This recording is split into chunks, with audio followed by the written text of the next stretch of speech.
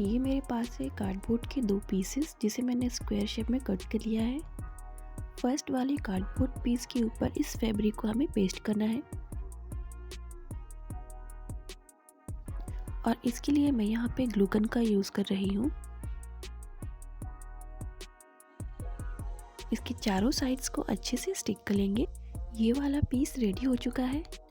अब सेकंड वाले पीस पे भी एक फैब्रिक हमें स्टिक करना है, जो कि मैंने यहाँ पर थोड़ा सा लाइट शेड का लिया है, पर कैमरे में उतना पता चल नहीं रहा है। ये थोड़ा सा ट्रांसपेरेंट लग रहा है यहाँ पे, तो मैंने एक और पीस लिया है, उसे यहाँ पहले से स्टिक कर लूँगी, उसके ऊपर उसे लगा लूँगी। मतलब एक कपड़े का टुकड़ा नहीं उठ रहा यार मुझसे, मैं क्या ही करूँगी। ग्लू गन की हेल्प से इसे भी स्टिक कर लेंगे।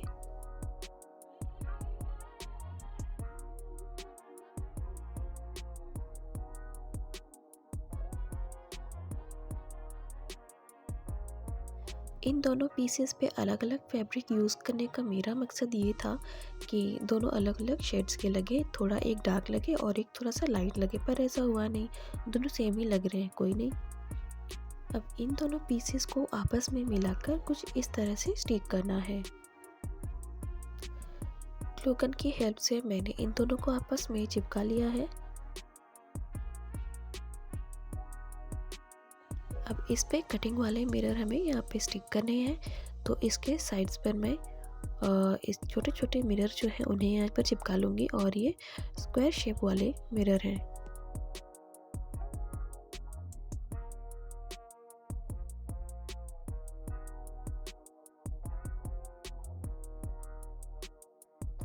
इसी प्रकार से इस वाले लाइन में भी हमें इसे कंप्लीट कर लेना है और ऊपर वाले जो है उस पर भी यही प्रोसेस करना है। तो ये यहाँ पे कंप्लीट हो चुका है। अब जो मिरर हमने लगाया है उसके चारों तरफ मैं यहाँ पे बॉर्डर दे रही हूँ और उसके लिए गोल्डन आउटलाइनर का यूज़ कर रही हूँ।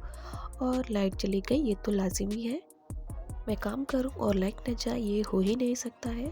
तो जैसा कि पिछले वाले वीडियो में मैंने किया था वही यहाँ पे फिर से दोहरा रही हूँ। अपने मोबाइल की लाइट को मैंने ऑन कर लिया है और एक हाथ से मैंने मोबाइल को पकड़ा हुआ है और दूसरे हाथ से अपने काम के उसे अंजाम दे रही हूँ अपने काम को। फाइनली लाइट को तरस आ गया मेरे ऊपर और वो आ ही गया। अब लाइट आ गया तो ये मेरा आउटलाइनर जो है वो प्रॉब्लम क्रिएट कर रहा था। बॉर्डर बन जाने के बाद जो मिरर के बीच में जो स्पेस है उस पर भी मैंने आउटलाइनर से उसे फिल कर दिया है।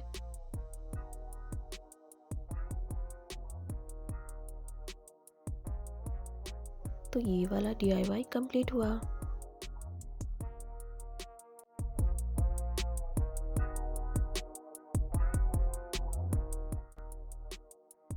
ये मेरे पास है एक MDF बोर्ड जो कि बेसिकली एक केक का बेस है। इसके ऊपर मैं यहाँ पे ये बर्न सिएना कलर जो है इसे अप्लाई कर रही हूँ। इसे थोड़ा सा मड कलर देने के लिए मैं इस पर थोड़ा सा मैंने ब्लू कलर मिक्स किया है और ये अब इस पर अप्लाई करूँगी तो ये थोड़ा सा मिट्टी मिट्टी सा लुक आएगा।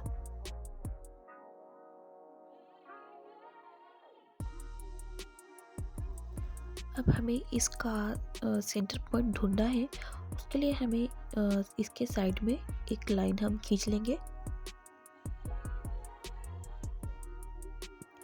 उसी तरह दूसरे साइड में भी हम एक और लाइन खींच लेंगे। ध्यान रहे कि ये दोनों लाइन एक दूसरे के बिल्कुल अपोजिट में ना रहे। अब जो लाइन हमने यहाँ पे बनाया है उससे आधा से थोड़ा ज़्यादा करके हम इस राउंडर से हम इस पे नाप बना लेंगे और यहाँ पे अर्धचंद्र सा बना लेंगे। अब राउंडर को बिना हटाए उसी जगह से लाइन के दूसरे हिस्से में भी सेम टू सेम हम वैसा ही कर लेंगे। ये था लाइन का एक साइड वाला हिस्सा। अब जो लाइन का दूसरा साइड वाला हिस्सा है उधर से भी हम सेम प्रोसेस कर लेंगे और वो जो अर्धचंद्र हमने बनाया था उसी पर क्रॉस करते हुए बनाना है अब की बार वाला। यहाँ पर जो न्यूज़पेपर पर मैं काम कर रही थी उसी के ऊपर मैंने करा है। आप वाइट पेपर पर कीजिएगा तो वो क्लीन दिखाई देगा। इसी प्रकार जो एक और लाइन है उस पर भी सेम प्रोसेस अप्लाई करना है। मेरा जो कंपास है, जो राउंडर है, ये थोड़ा सा डैमेज है तो इसीलिए काम करने में प्रॉब्लम हो रहा था।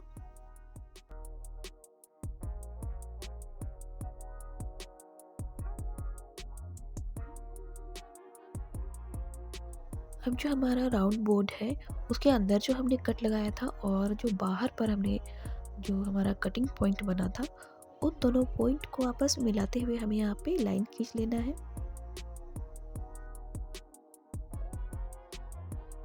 इस साइड वाले पॉइंट्स को भी मिला लेने हैं।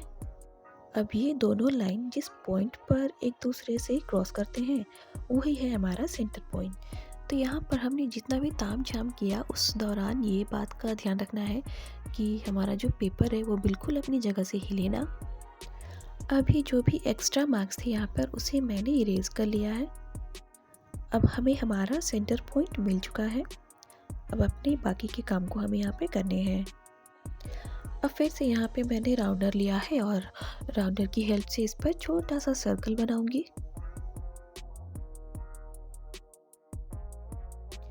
इसके बाहर साइड में एक और सर्कल बना रही हूँ।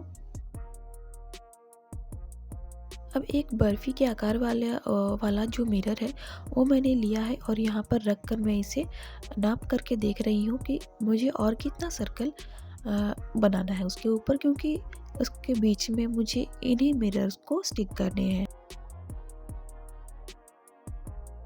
तो ये सही हो गया है।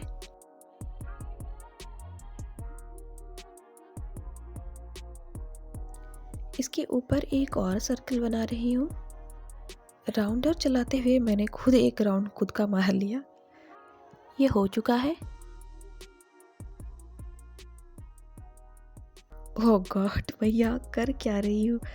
वाकई मैंने एक चक्कर पूरा कर लिया, इधर से उधर मिलाकर पूरा एक राउंड कंप्लीट ही कर लिया मैंने तो। ऐसे कौन करता है भला।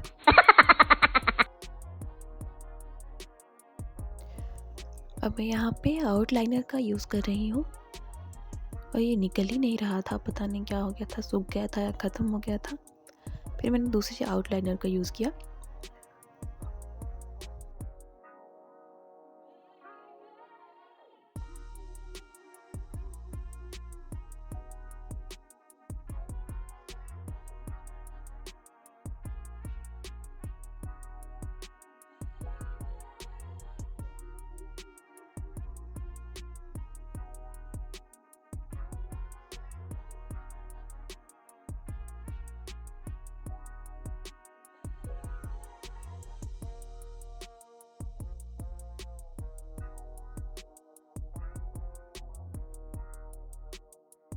सच में ये सही से ना निकले ना तो दबा दबा के पूरा दर्द हो जाता है हाथ में। अब इसके बीच वाले स्पेस में वही वाला मिरर हमें यहाँ पे स्टिक करना है।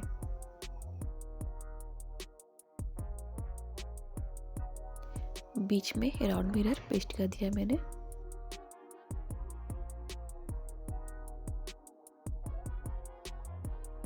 यहाँ पे ट्रायंगल शेप वाले मिरर हमें स्टिक कर लेने हैं।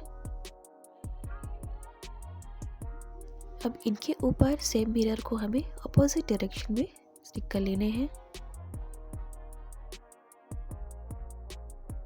अब राउंड वाले मिरर चिपका लूँगी।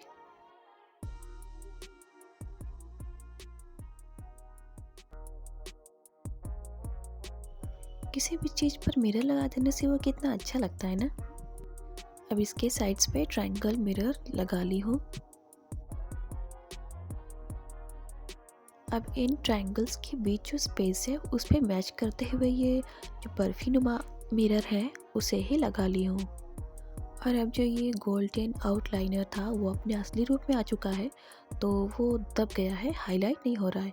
तो उसे हाईलाइट करने के लिए मैंने यहाँ पे वाइट कलर को, जो वाइट एक्रिलिक कलर है उसे ही 0 नंबर के ब्रश से मैं उसके ऊपर फिर से उसे लाइनिंग बना रही हूँ।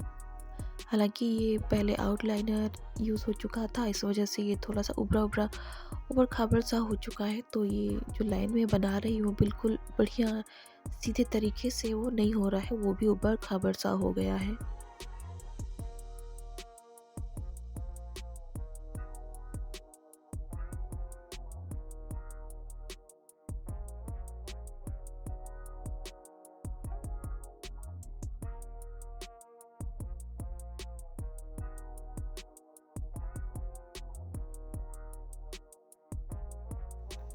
अब मैं यहाँ पे इनके हाथ बना रही हूँ, जो कि एक के कंधे से लेकर दूसरे के कमर तक है।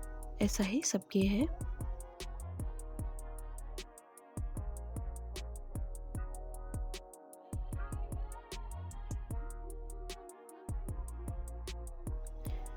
अब इनके पैर बना लेते हैं। ये वैसे तो वाली पेंटिंग है, वाली आर्ट जो होता है, अ, पर इसे मिरर यूज़ करके वाली आर्ट देना, हैट्स ऑफ, जिसने भी बनाया है वाकई में असली कलाकार का हकदार तो वो ही है। वैसे मैंने इसे इंस्टाग्राम स्टोर पे देखा था और उसे ही रिक्रिएट किया है।